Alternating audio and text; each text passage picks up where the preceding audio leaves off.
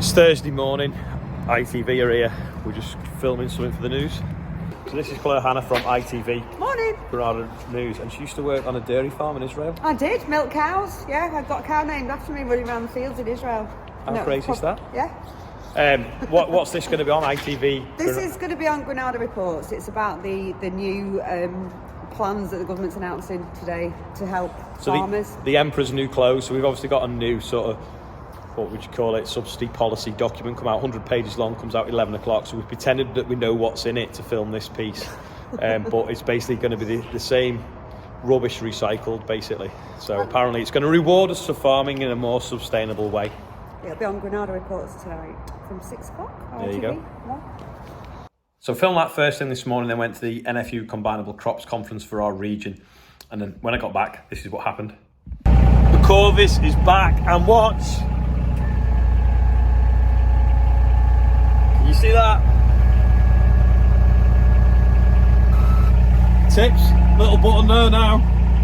And when you get out, it's got like a little proper hydraulic ram. I bet you as well, you could probably put snap connectors on and have a hydraulic supply at the back to tip the trailer. But also, because I was probably one of the first people to get one of these buggies, and obviously there's been loads of pictures of it all over the internet, look what they've done.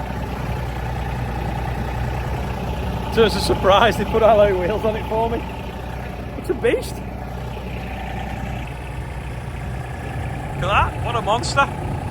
So when I come in the yard, it was parked down there when I come back for the conference. I thought, them wheels look clean. And then Ian hid it in the shed. And I walked up and I got in it and played with the tipper and didn't notice, but Ian was recording. He's like, get out and have a look. And that's what it was. So here's the video of what Ian just got of me. Surprised to find alloy wheels on it. But yeah, thank you very much, Corvus. Or, well, I think the importers are called Boss, that have put the tipper on it and obviously pimped it with alloys.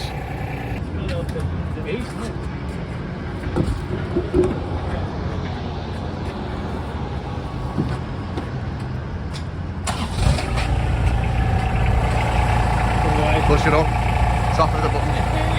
Pasting it.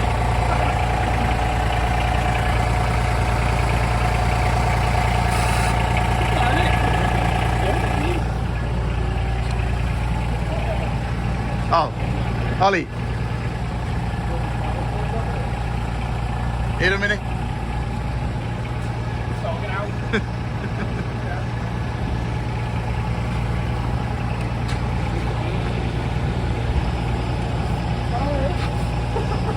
Piecing it. You put alloys on it, yeah? You know what, they do such a tidy job of putting that in it. They must just unbolt that cross member and bolt a new one in. And then the little motor sits on it. And all the pipes.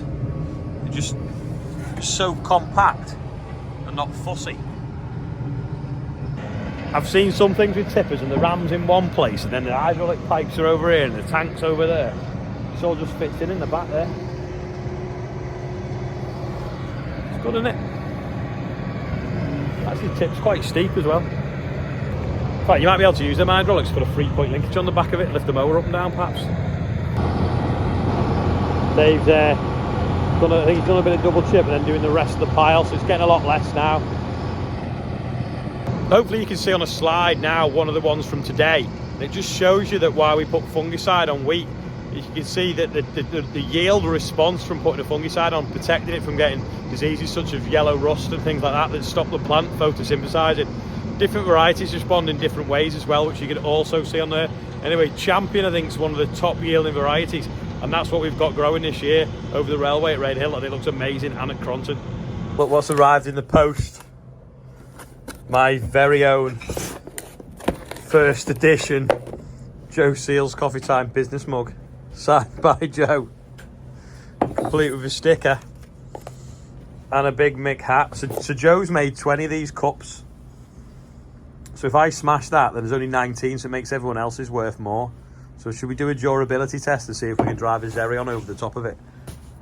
I bet we can. You're going to say, you know what, there's not a shortage of chop though. There's not a shortage of them. You got loads of them. Yeah, I'll have a brew. It's a bit dirty, that, Joe. It's coffee time. Where have you heard that before? 8 to 8 here with his 14-ton trailer on with a load of chip. Going to tip that off there now. This is loaded up with some B-grade OSR straw. Going for a biomass boiler. It's obviously not been stacked square, that. There's a wet bit in there.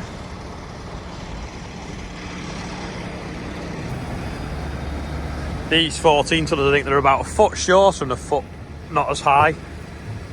So it says SF14, ours are obviously SF18.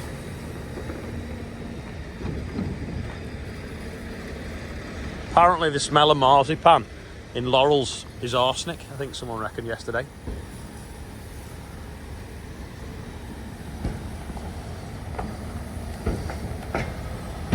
Comes out like grain.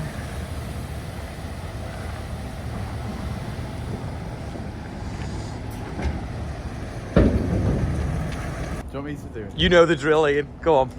Um, We'll do it joint, go on. Billy Rowland's 55, that's an easy one, I'll do that one. Lottie McMillan is 1. It's going to take too long. Phil Blackburn is 67. Happy birthday, Phil. Annie Riggs, happy birthday to you. George Holden is 21. Jeff Young is 66. John McGrellis, happy birthday to you. Lucy Shaban is 46. Dave Clements is 51. Jonathan Hall is 41. Jason Bowes 30. Big one, this, isn't it? Yeah. And IKEA Lubri, did we work out what was going on with this? I don't know. Is IKEA Lubri a new store? Let me look. We don't know. Or is someone called IKEA? IKEA. It's with capitals, so that's the shop. That's the shop, yeah. Well, 24,171. So happy birthday, IKEA Lubri. Did we get a discount? Another thing as well today, lots of people last year had decent yields apart from a few of us that didn't get the rain. Well, this slide was shown at the Met Office and it's a bit unclear because of where I'm sat, but you can see that we missed the rain pretty much for 3 months, right in the growing season, which is why we had poor yields. But people around us or a bit further over the country or a bit down the country, a bit across the country, did all right because they got that crucial shower in June when it was needed. Quick shed update, it's nearly invisible apart from the trees, but while I've been out today, they've got the rest of that roof finished now. There's just a little bit to finish off in the far corner by where that van's just parked up. So, looks pretty smart. Richard feeds his cows in the morning, does a school run, so not really been doing long days on it. So that's why it's been a bit slow really going on. And also they're not quite as fast as just normal sheets to put on. There's a bit of messing around, putting the sealer between the joints as well. Right, just looking at these wheels. I think we do what we did with Andrew's tractor. This isn't reflective tape, this is just to show you what I mean, but I think a little strip of reflective tape around that will just make it stand out a little bit, especially if it was stolen, but also just makes it a little bit more visible from the side at night, you know, when you're going across junctions and stuff, because it obviously isn't very big, and some of the tractors and stuff have like little lights on the sides of them, don't they? You know, even the Merlots do now, they have like an orange reflector. So if we put that on there, I think it'll look pretty good. What do you think? Yes or no? Orange tape or leave it black? Let us know in the comments. Today, obviously, I've been at a conference. That's why the video's been a bit rubbish, because I've not really been around the yard. The new sort of, what would you call it? I keep forgetting the name. SFI. So it's Sustainable Farming Initiative is out. Anyway, the detail is actually not that bad. We're now going to get rewarded for not using insecticides, which is something that we haven't done for years. We haven't used insecticides apart from that tiny little bit on that field last year, which I really didn't want to do. But we haven't used insecticides for 6 or 7 years. So we'll now get paid to not use them, which is great. And there's going to be a lot more things around protecting the soil as well through like no-till, which is what we're doing anyway. So it's actually pretty good, and it's quite easy to work around the IT as well compared to other years. So it's actually, yeah, it's all right. It's something to work with, and hopefully they'll keep improving it as the NFU feeds into DEFRA and get it working for everyone. But yeah, there we go. It's a shame this morning we didn't know the full details when we had to do the piece for the TV. A lot of it is a bit of a rehash, and anyway, but yeah, hopefully it's a step in the right direction. Anyway, that is it for today. Sorry the video was a bit rubbish. I'll see you tomorrow.